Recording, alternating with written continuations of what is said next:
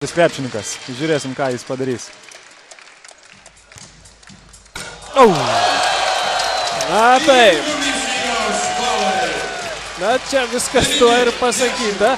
Aišku, Sirtautas palieka dar ribos tobulumui, 9-ką duoda. 49 taškai. Na ir Kem dėjimui.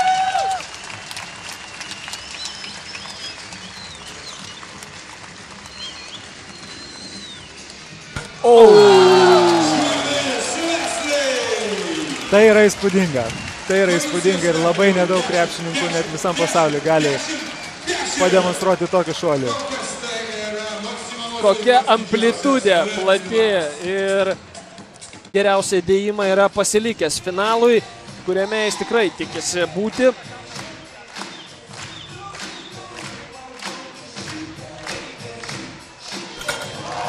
Gražu. Gražu. Efektyvu.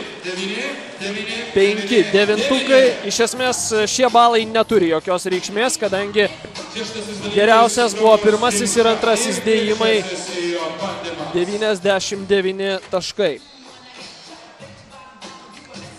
O dabar Trevisas Leslis, jeigu nori bent jau kažkiek surinkti taškų, taigi paskutinis jo bandymas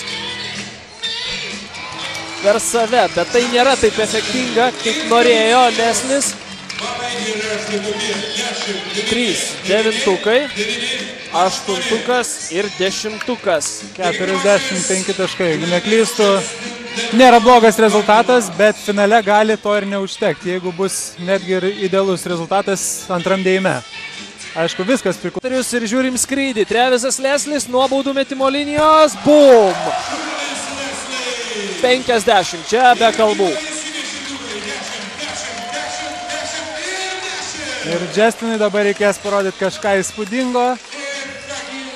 Dar kartelį. Užmynė. Linija, taip. Bet vis tiek atrodė iš toli ir netoks didelis